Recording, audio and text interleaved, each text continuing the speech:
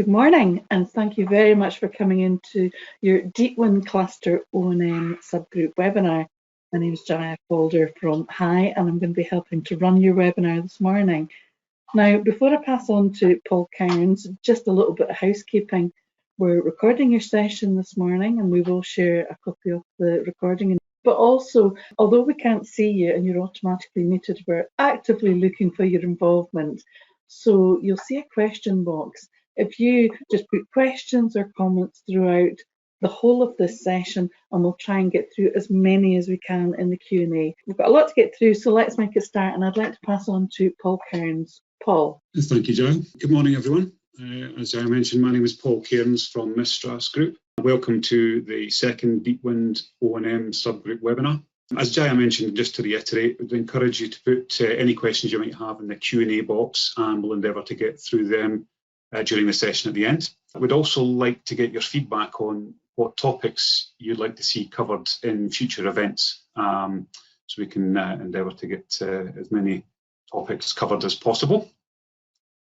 It's my pleasure to introduce to you our speakers for this morning. So first up we have Jamie Dempster.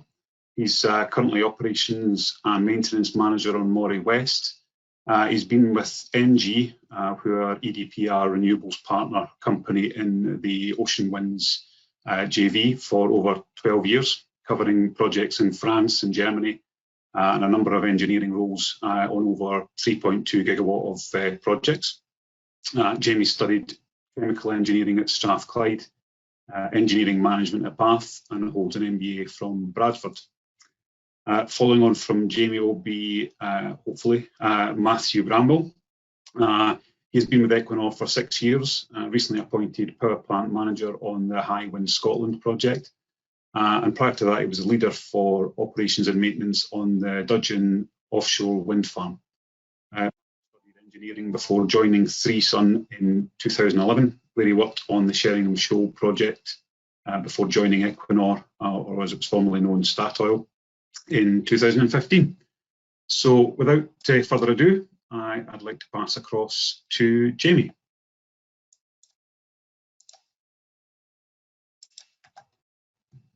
Good morning, everyone. I hope you're all well. So I will give a very high-level overview of the O&M strategy. I must admit, I thought there was a little bit more orientation towards contracts here, which I think might be of interest to quite a few people on this call. So Paul, if you want to maybe click through the next slide.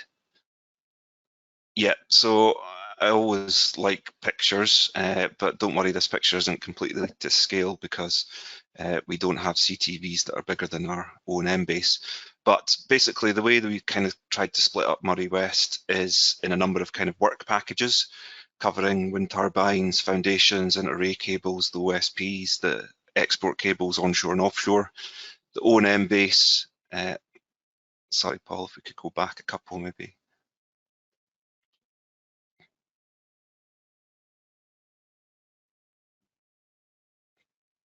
Yeah, there we are. The O&M base, the onshore substation, and then all the kind of like support, SCADA, independent verification, construction services that we're kind of looking to set up for Moray West. So I think at the highest level, we're kind of looking at a CTV operation for Moray West. At this moment in time, we're still heavily in negotiation with the wind turbine OEM, and that kind of dictates the biggest kind of impact on our project, whether it's a longer term service and maintenance agreement or a shorter term one. I would say our ambition as an organisation is to try and take as much responsibility as we can for the future to build up our operational competence within the organisation, and that's one of the things that we're kind of actively pursuing in a lot of our kind of negotiations at this moment in time. If you move on to the next slide, Paul, please. Yeah, so this just kind of gives a highest level flavour of the O&M strategy overall. What you can kind of see here is a lot of very bright colours, but if we kind of follow the structure of the work packages and how we've set that up, then we have kind of what you would really call 5-year slots, and that's generally how we kind of look at things in a kind of O&M basis for for Moray West. That's how we're looking at it also for Moray East as well. So in terms of responsibility, after 18 months, a lot of the responsibility of the OSPs and the export cable go under the framework of the OFTO. So we will kind of hand that over after 18 months, and that's why you have a sort of early transfer period at which we'll be carrying out that on Moray West. Then what we have in the sort of the green shaded areas is all the kind of Moray West responsibilities, where we will have actual responsibility day to day for carrying out that operation maintenance work. And then under the wind turbine, we're obviously looking at a 5 or 15 year agreement, or 5 + 5 + 5, and that means that initially there's definitely going to be a period where the wind turbine OEM provides the full service scope, and under negotiation it's kind of whether that's extended up to the period of 15 years if we take the 5 + 5 + 5 option. So that's what we're looking at. You might notice there as well, we're kind of looking at a 30-year sort of operational life, or certainly design life for our structures, and we're also looking at extending that life potentially up to 35 years. So there's going to be a kind of strong emphasis and focus on kind of condition monitoring and data management that will allow us to be able to do that on our project. If we move to the next slide, Paul. So what I've tried to kind of summarise here for everyone in this call is really kind of what the contracts we're looking at. So I will apologise, we couldn't obviously incorporate everything within this list, but what I wanted to do was just highlight some of the kind of key contracts that we're looking at, so that everyone could kind of get a flavour of the timelines. And what we've kind of done here is we've split it up into sort of the pre-FID works, so the final investment decision, what we need to do post investment decision, and then kind of all the work that we need to kind of set up as kind of part of our pre-start operations, so that when we're in operation, we've obviously got all these contracts in place and we're kind of ready to operate.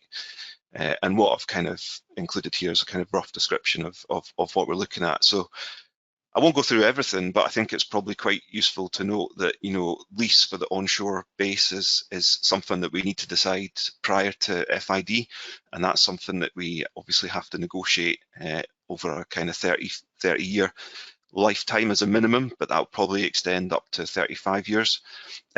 We've also got the construction of that base as well, which can't be determined until we've got that final investment decision, but we need to do a kind of lot of design work to kind of prepare ourselves for that in the future. One of the things that's maybe slightly different on Moray West as opposed to what we might have done in Moray East is we're looking to actually combine some of our construction services operations in advance. So what does that mean? That means that basically we'll be looking to make sure that our O&M base is in place for the first kind of foundation installation campaign. So it means that we've probably got a little bit of a tighter timeline if we follow from FID, which we're hoping would take place towards the end of next year, assuming that the CFD all falls into plan. And then by around about Q3 2023, we'll actually be looking to have everything kind of installed, because that's when our first foundation goes in. Then we're looking at vessels. At the moment, some of this is dependent on what we agree with the wind turbine OEM. Some of it we will contract directly as well, because we'll need balance of plant vessels to support our works. We'll also need that to support some of our construction works as well. Then we've got statutory inspection scopes, structural health monitoring scopes, and we, as I've mentioned before, because we're looking at this longer term life, we've got quite a heavy focus on the structural health monitoring. And one of the things we want to also do is make sure that we build as much of that into the design right now and the installation early, so we can also learn some of the lessons from Moray East to make sure that that's kind of included within some of the fabricator scopes early. Then we've got high voltage system O&M, high voltage system spare parts, and then the OSP spare parts and consumables. All of this is kind of opportunities for tendering as well, which will again look at kind of probably tendering towards the mid next year. Then we have subsea survey and inspection scope. At the moment, you know, this it says subsea, but we'll obviously be looking above sea and below sea. And one of our kind of views on that is that we'll really be taking kind of 20% on an annual basis for the first 5 years, which will then kind of determine a kind of risk-based philosophy going forward from that. Then we've got cable management and repair, and then the storage of the cables. So again, we need to kind of obviously determine what our risk threat to that is. We've already done a bit of analysis that tells us what kind of failure modes we expect and how many failures we anticipate over the life of the asset, but we've obviously got to store the cables that support us to be able to do that. Then we've got tools and equipment hire. This one you could probably have a list, you know, 1,000 pages long. You know, we've got to have, if we look at the O&M base, things like forklifts, cars, you know, support for the facilities, cleaning, all of this kind of stuff. You know, we're all going to have to, well, we're going to require it as a project. Slightly more niche, we've got call-off contracts for senior authorised personnel. So we need to have agreements in place to have resources that can support us as our authorised personnel. And then we've got kind of facility management as well for our O&M base, and then also our transmission assets as well. If we go on to the next slide, Paul.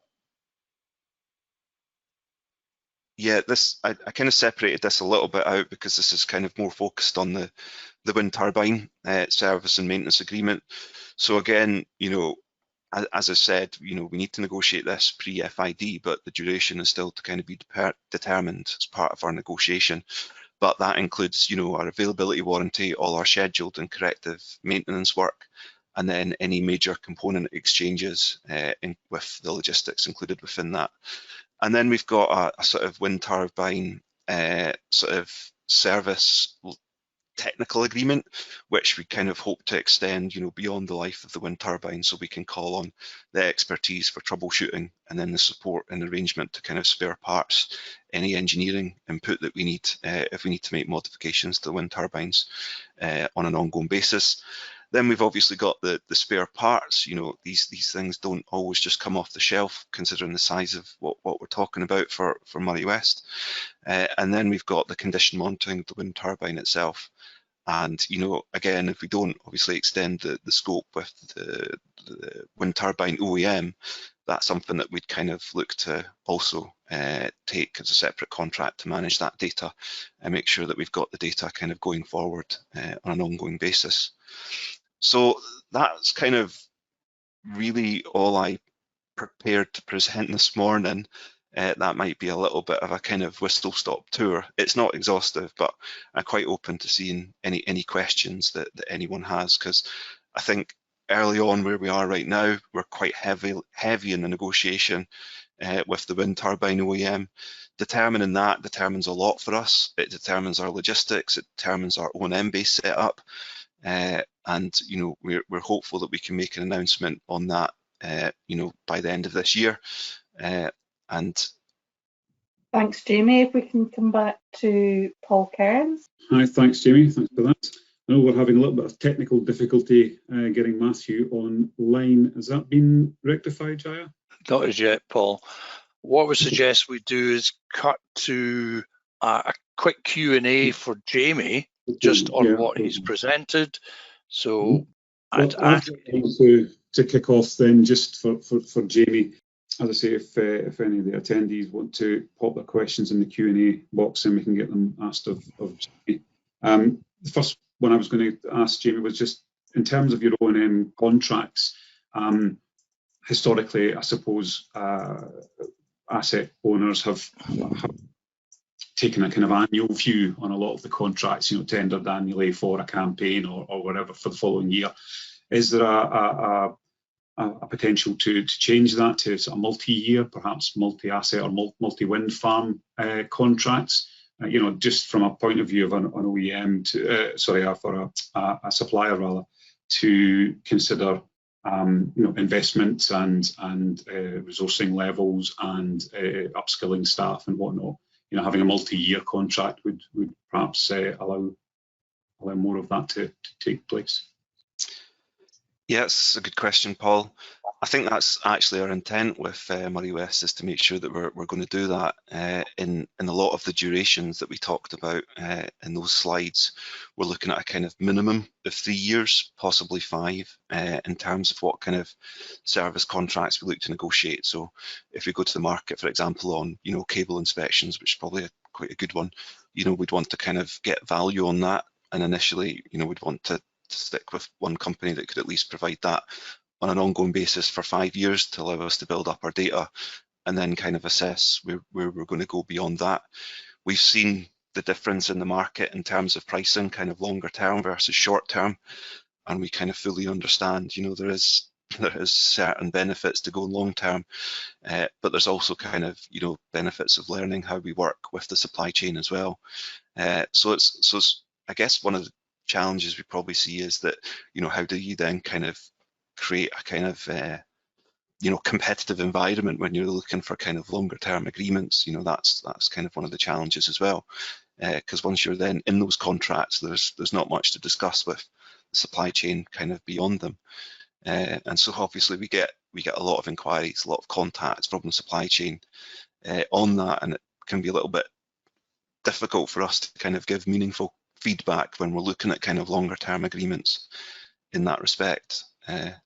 So hopefully that answers your question, because yes, we're looking at longer term and providing that stability to the market. Excellent, thank you. Was there other questions, Jai? I see. Paul, we've got a number of questions actually, and thank you very much, audience. Just keep coming with your questions, and we'll get through as many of them. And Paul, you'll see them in the chat that I've sent to you. The first question that came in was, when is the announcement on the O&M base for MFW to be announced? And is there to be a Meet the Supplier event for this project? And if so, when is it thought to be? That's one of the first questions. And if we can't get, the answers to your questions now, then we will get to them. We've had a question. Do you want me to answer that question first, or?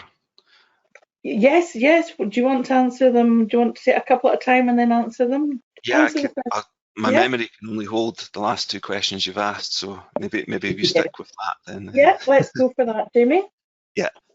So we're hoping to make an announcement on the O&M base at the end of October. That's what we're planning to do.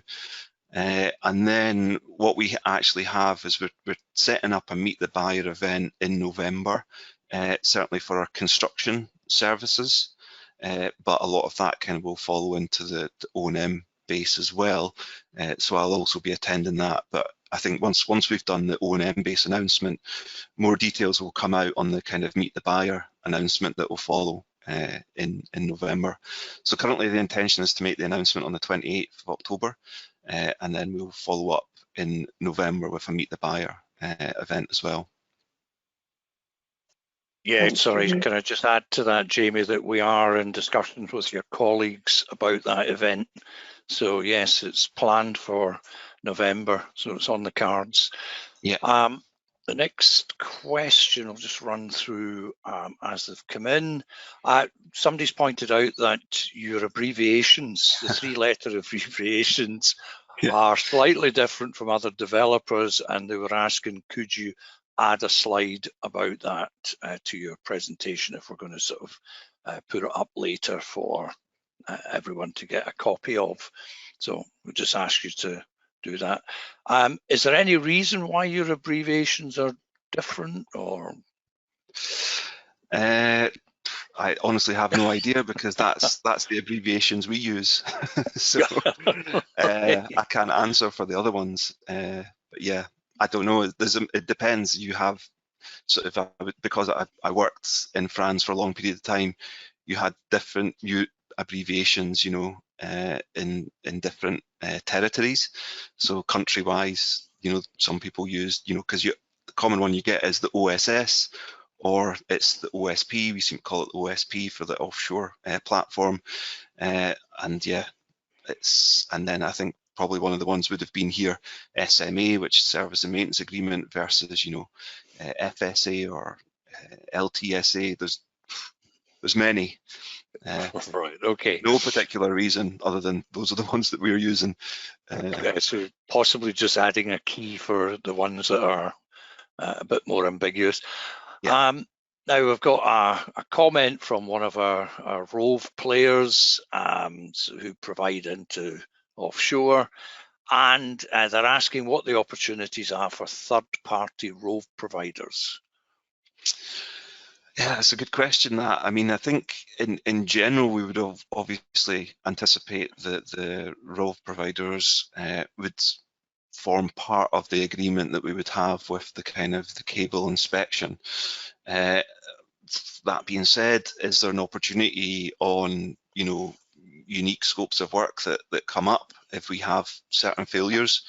But again, that would kind of also probably be worked through what agreement we would have for the cable inspection, maintenance and kind of repair contract that we'd look to set up. So appreciate that's not maybe what the ROV provider might want to hear, but that would kind of be how we'd set it up.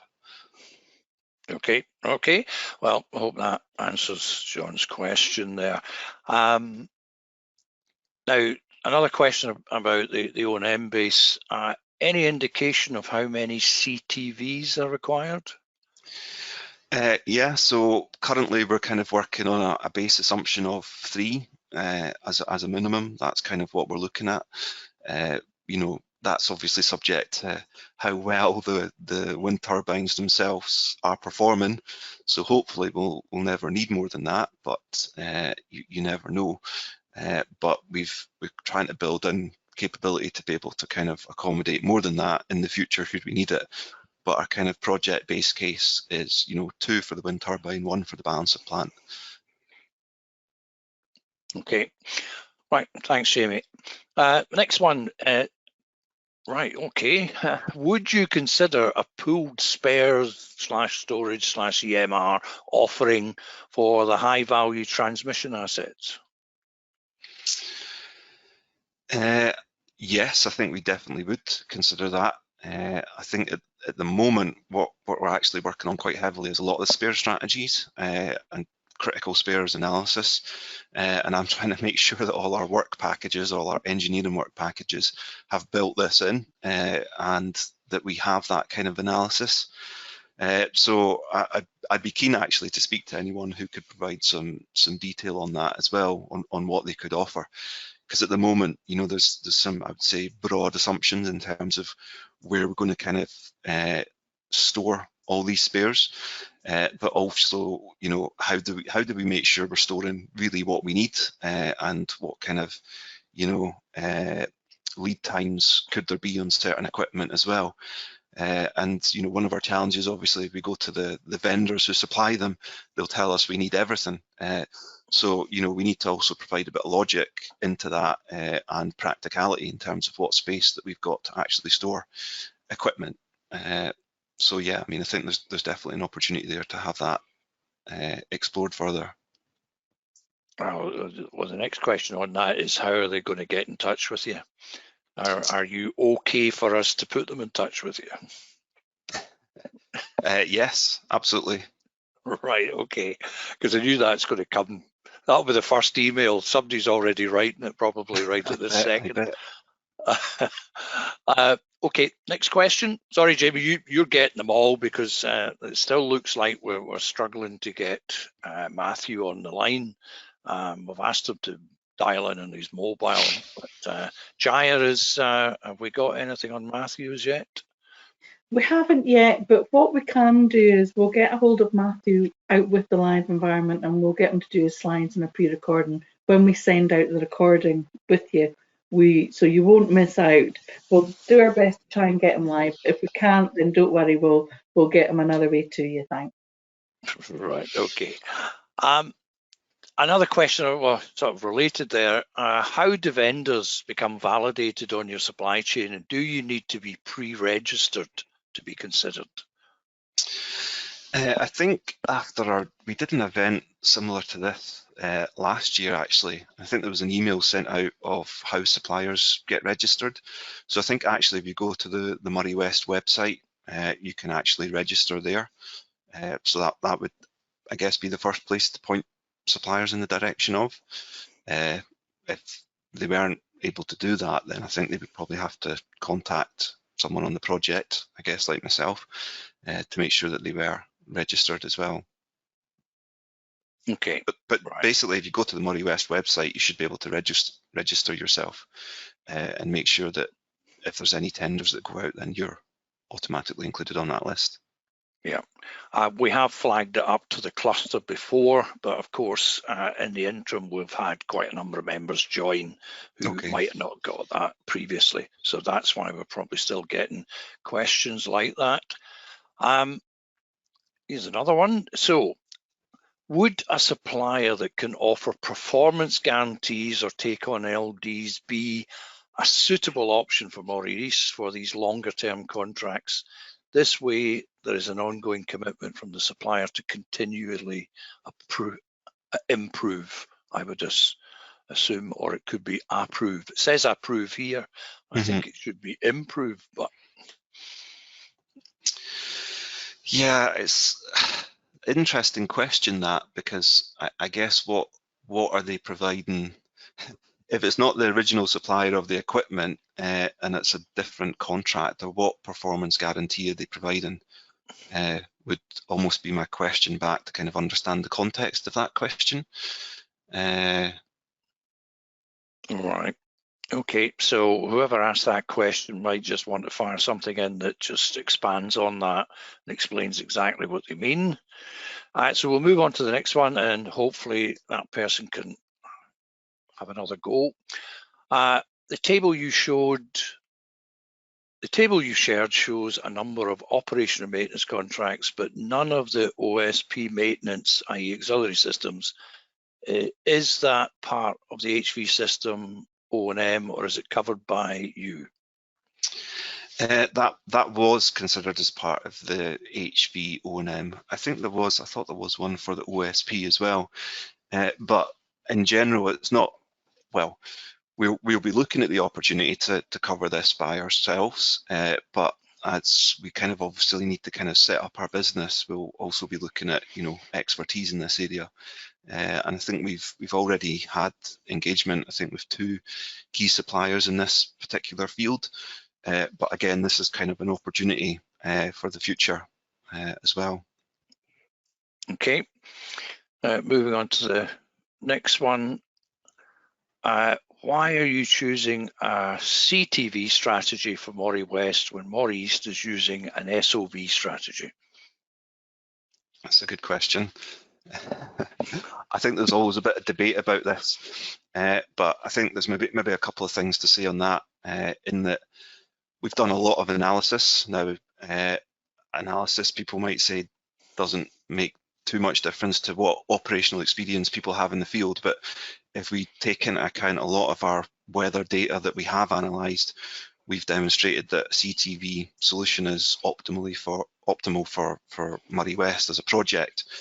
That being said, we've already got an SOV set up available to us to use through Moray East, and then Moray West will also have the CTV base, and that, from a company perspective, gives us a bit of coverage on both options as well.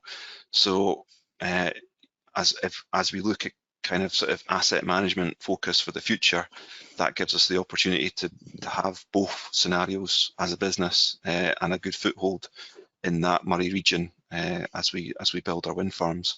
So in effect, worst case scenario, if we had to revert to SOV, we've always got Fraserburgh, which has been set up for an SOV base to use, and then for the CTV base, we'll also have that set up as well for the future. And basically through that, we can have major synergies with the projects. Right. Okay, thanks for that. Just previous question, we've got an additional comment regarding the guarantees. So it's about performance guarantees, turbine specific. So in regards to the O&M of the asset, encompassing the full scope, including blades, etc.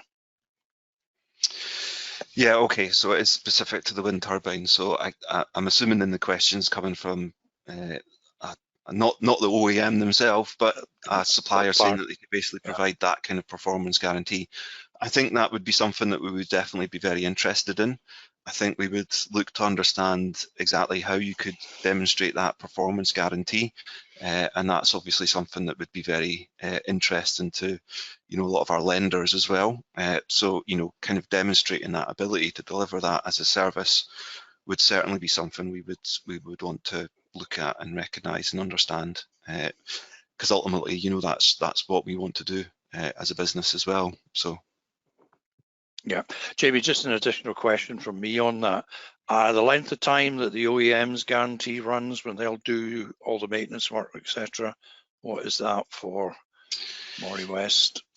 Yeah, so as I kind of said in the initial, it's not determined yet. It's still under negotiation, but the maximum we're looking at is 15 years. The minimum we could be looking at is 5 years. Right, so potentially something like this could come in after a 5-year point, or do you think it could even be before that? It could either come in year 6 or year 16, basically. Right, okay. Not sure the company would be. I've got a quick question for Jamie. Jamie, on the Moray West project, is there going to be any requirements built into the contracts for local content? It's something that has come up on a few webinars in the past. I think what we try to do is we try to encourage local content as much as possible. I think for the O&M in particular, it's virtually going to be local in many different areas. We've got the O&M base. We're going to be recruiting technicians, personnel. We're going to have vessels, hopefully from local supply chain as well. So I think from an O&M perspective, we're looking to kind of build in as much local content as possible. Within the contracts as well, we can obviously try to kind of be as open in terms of our expectations of that, but I'm not sure we can always specifically state it, because we need to kind of keep it as a kind of open competitive market, basically. Yeah, I understand, Bill, but it's always good to know that. Thank you. I think we might have some success with Matthew on the line. Matthew, good morning. Good morning. Can you hear me? Yes, we can hear you. Thank you very much. Yeah, perfect. Yeah, sorry, I've had to. I'll pass back to Paul to do our linking with you and to finish our session with Jamie. So Paul Kearns, back to you. Thanks. Thank you, Jamie. Thanks for that. Great to have Matthew on the line. Thanks for inviting me. And I probably have to start with a bit of a forewarn to everyone that I only started this role last Wednesday, so perhaps not as sharp a presentation as you're all perhaps used to. But I've been with Equinor for the last 6 years. I've been predominantly working at Dudgeon on the 402 meg fixed bottom site we have based out of Great Yarmouth, and I'm relatively familiar with Highwind because it's a joint operating centre over at Highwind as well, in Great Yarmouth for Highwind and Dudgeon. So should be able to talk you through sort of generally the O&M model at Highwind and some of our contractors, and then some of our sort of challenges that we see at the site. Yep, so just a quick overview for those that may not be aware of what Highwind is. So it's the world's first floating offshore wind farm. It's 5 turbines, 6 megawatts, 30 megawatt site, 33 kV, so no off-tow. So cables come into Peterhead, and then at Peterhead we have a small onshore substation. But really the technology is a fairly standard 6 megawatt Siemens Gamesa turbine. And I guess the more interesting bit is the kind of the spar buoy substructure. And you can see a kind of a picture on the side there with some of the mooring chains, the anchor chains.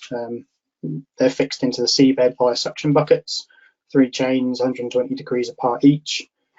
They were built and stored in Norway, and then kind of towed over as a complete assembled unit into place.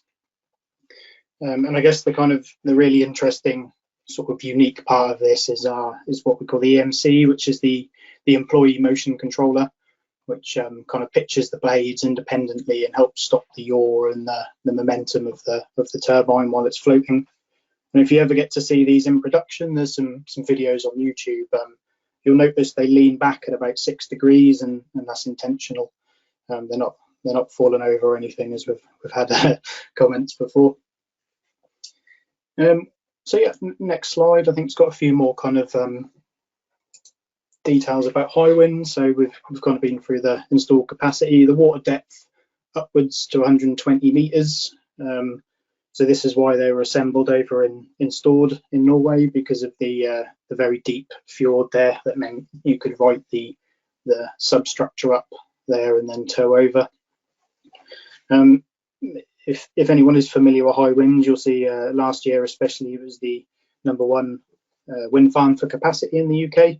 We have quite a high average wind speed, which is 10.1, but obviously coming with that is the high significant wave height. So we have a 1.8 meter HS kind of average mean wave height on the site. The offshore cable length, 30 kilometres, that comes into Peterhead, then a very short run from the landfall area onto where the substation is in Peterhead. And the project sort of lifetime is around 20 years, and then we have this 5-year technical qualification period. There's a bit later on, there's some slides about some of the things we're doing there with the R&D. Yep, so you can just see the cable route there on the left picture, 25 to 30 kilometres. Single string arrangement, and then no offshore substation. And then the middle image shows you the mooring lines and the anchor chains and the suction buckets, and how they're arranged. Some of the challenges around that are having set alarms as well. So these turbines will have sort of a GPS locator on them, and if they go outside of a fixed radius, so outside of 20 meters, we get an alarm, and then one at 50, and then anything outside of that's sort of probably a catastrophic failure, so you'll have a disconnection and a major alarm there. And then the picture on the right, just the kind of the scale, you've almost got as much substructure as you do visible structure, so 78 meters of the spar buoy that you'll see there, and then just Big Ben for a comparison. I guess interestingly was the big drive, if anyone's familiar with the Highwind demo, which was a single turbine before Highwind Scotland. There's a big drive and reduction of cost, and a lot of that reduction of cost was through the steel costs. So there was a lot more material used in the substructure before than there is now. And then this 30 megawatts is roughly equivalent to around 36,000 UK homes. So I added a slide in on bat wind because it's the part that people aren't quite familiar with normally. So this is purely an R&D project really for us. It's a 1 megawatt bat wind that's located at the Peterhead substation. 1 megawatt battery, I should say, called a bat wind. Bit of a tongue twister. The main driver of this is to sort of test the concept of, can we use energy storage? Can we use this battery, and what method works best? So it's not really at the minute for any capital gain. It's just to get the data, the raw data from the project. So there's quite a few test modes. I guess the two of the most interesting is this kind of balancing of the supply to sort of on a large scale. You could if you're going to guarantee you get 300 megawatts, for example, on a large project, you can kind of use the battery to have that as a very steady supply over the days, the weeks, the months. So you'd charge up in a very high wind period, and then in a low wind period, you discharge the battery back to grid. And then there's the test mode for the sort of cost implication for that side, is trying to capture that high power, low power price, and then selling the power back when you have a much higher power price on the grid. So yeah, that was just a little recap on that, and then we'll, of course, the results from that will drive whether this becomes technology and something we put into future projects. So just a bit on the kind of general maintenance concepts. We kind of spoke on the Batwind slide, but Highwind being the world's first floating offshore wind farm, it is an R&D project for us as much as it is an operational site.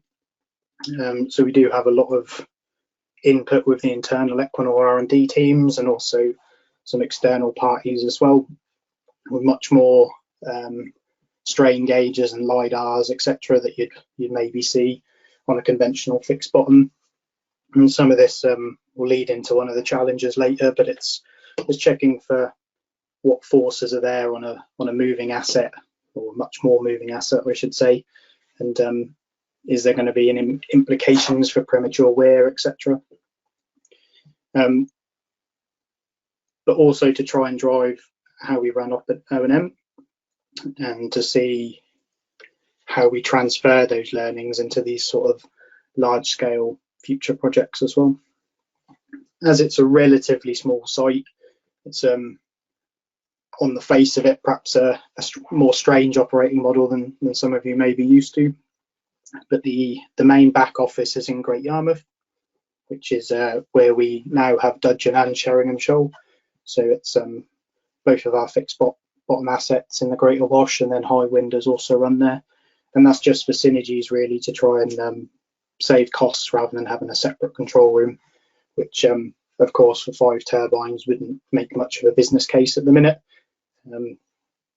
Potentially in future projects there'd be synergies for base up there if there's multiple projects in Scotland.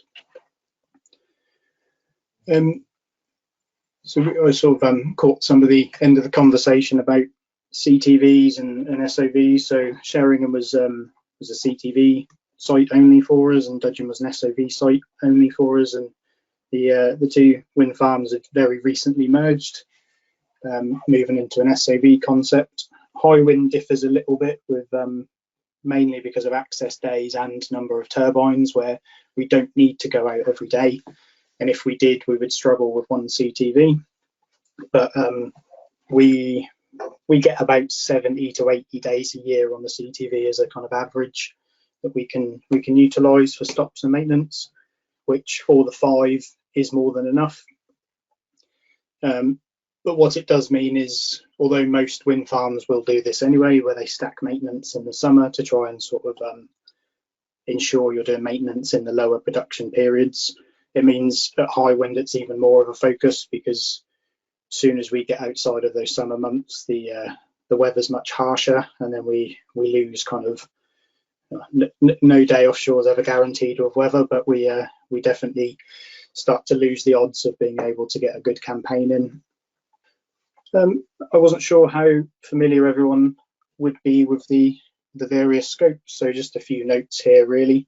No surprise that the turbines themselves need a service, so that's roughly 3 to 5 days per year, depending on what year of the service you're in. And I guess it's worth noting that you may have, on Siemens specifically, bigger service requirements in year 5 and year 10, for example. Currently, Siemens are the OEM, and they have a service agreement with us to do the troubleshooting and service. So we have HV maintenance as well, so HV equipment on the transition piece on the TP, and also in the nacelle. It's roughly about a day per turbine per year, and that's by a MES Power contractor, which is has an office local to Aberdeen. Statutory inspection, crane maintenance, again roughly a day per turbine per year, sometimes into 2, and that's carried out by Certex.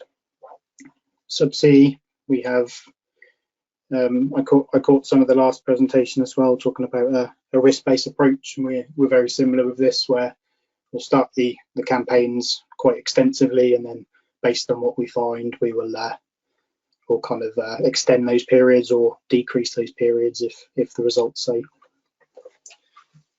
Onshore substation again is MES Power, and they also do some assistance with backwind for us, but the main contractor for backwind is Aggreko. And our CTV is one CTV, which is the MCS SWAF, and that's by MCS.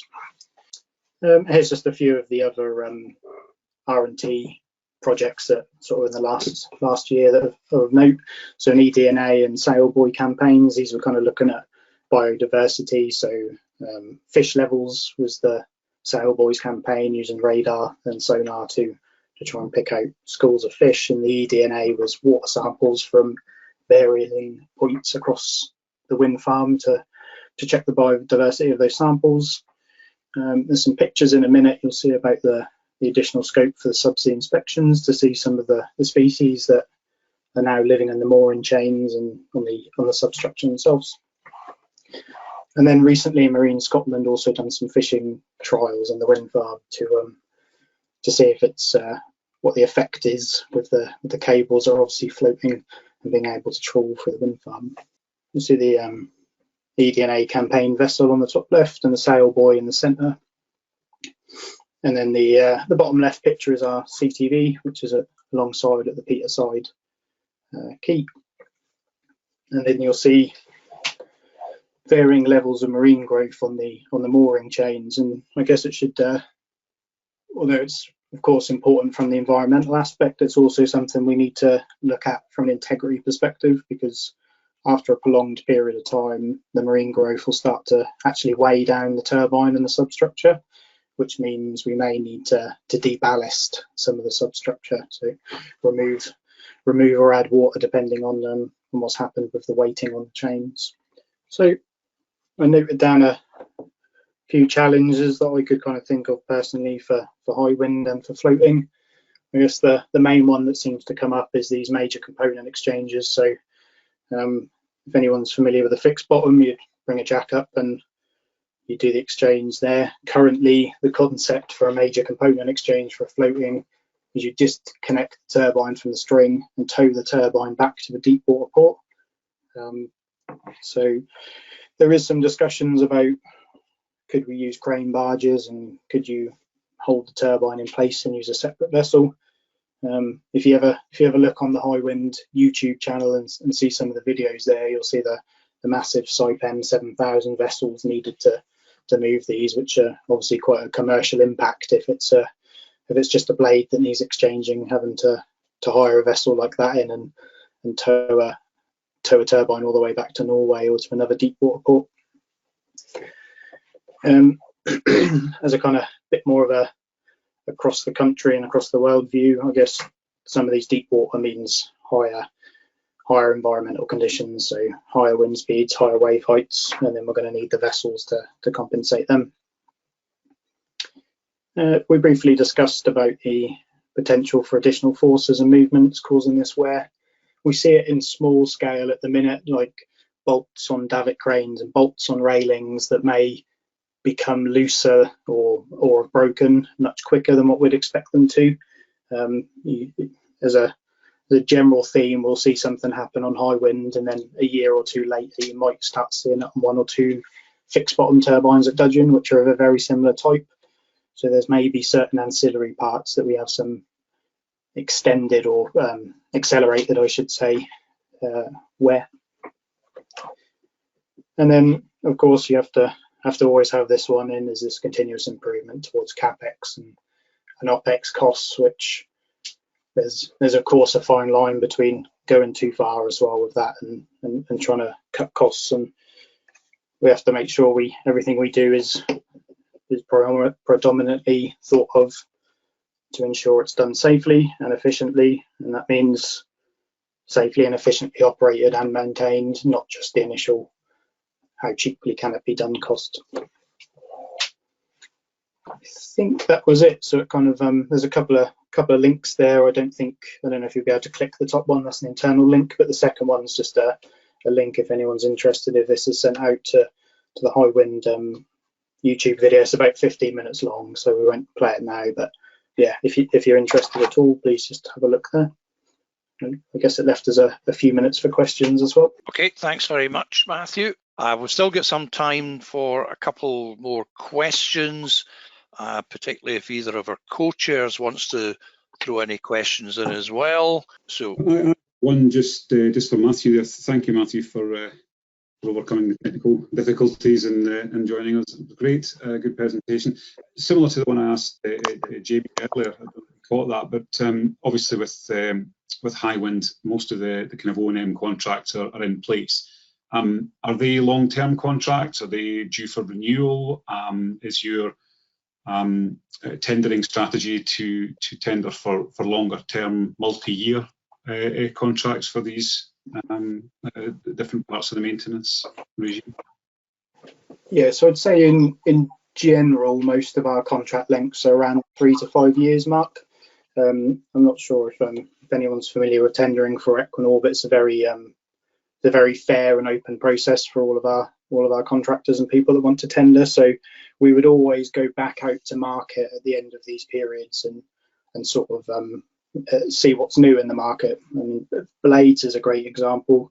We looked at blade inspections 3 years ago, and then some of the new things that can be done I'd never even heard of when some of the suppliers were talking to us about them. So yeah, it's never a closed door, and yeah, 3 to 5 years, and anyone that's expressed interest, we would invite to an RFI stage, so to see what they have to offer, and then if they're successful, would be whittled down to a shorter pool that would go into a tender. Excellent, thank you. Just following up from the same question that was asked of Jamie earlier on with regard to how do vendors get in touch and get involved with Highwind? Is it similar to Murray West, where there is registration through a website, or is it direct through Equinor? So on the Highwind Scotland page at the bottom, there should be an email that says register as a supplier interest. So yeah, use that one, and I have to admit it's my first week, so I'll need to find where those emails go. But that's the usual way to get through to us. Okay, that's great. Thank you very much. Paul, do you want to facilitate the questions that have come through the chat? Yeah, sure thing. Jamie, there was a follow-up one that you just missed out on when we stopped that one. It's back to a question on CTVs. With regard to the CTVs, do you require real-time Met Ocean data at the site, i.e. wave height, direction, wind speed, etc., or will you be relying on forecasts? The answer is both. We will be installing wave radars on a selection of wind turbines, and we will also be taking forecasts as well. So yeah, we do. A mixed approach. Yeah. Right. Okay, thanks for that. We've got a couple of questions for Matthew as well. You've mentioned the mooring change, so there's a question regarding the planned frequency of inspection on the mooring chains, and is this driven by class, i.e. DNV and Lloyds, etc., or by the operator? So a bit of both is probably the answer for the maintenance and inspection strategy. So when we had the mooring chains procured, we were given an OEM maintenance guidance note.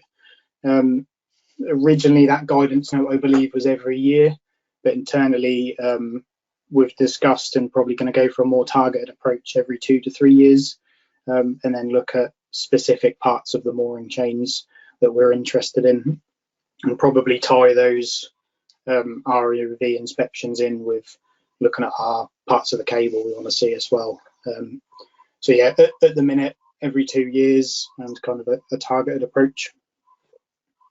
Okay, now we've just got time for one more question. Matthew, it's to you again. It's regarding Highwind, and how are the blades holding up in the harsher conditions? Do you have any special mitigation measures in place? As far as special mitigation, I guess what we could say in general is we're a bit more attentive to any alarms that go off, whereas at Dudgeon, for example, we may say we can get round to that in a couple of days if we ever got a low grease alarm or a vibration alarm. It's a much bigger event at Highwind because of, like I said, having to deal with a major component exchange is a lot of work. But generally, we haven't seen anything of concern with the blades. We had a visual UAV blade inspection last summer, and there was nothing sort of untowards brought up with them.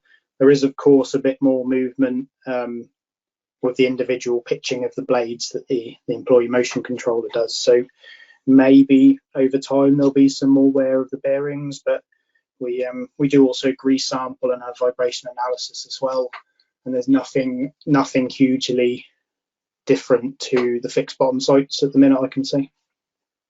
Okay, thanks, Matthew, and thanks for persevering to get online after the gremlins this morning. So thanks very much for that. And no worries. Also to Jamie as well. I'm going to pass back to our co-chairs, Graham and Paul, for the last word just before we finish up. So over to you guys. Thank you, Paul. Thank you. Just reiterate, thank you to Jamie and to Matthew for the presentations this morning. I'm sure you all found it very useful. If there are any follow-up questions or any inquiries to either Jamie or Matthew, I think as mentioned, perhaps Paul email, there'll be a link and we can make some sort of formal introductions once the link to the presentations go out.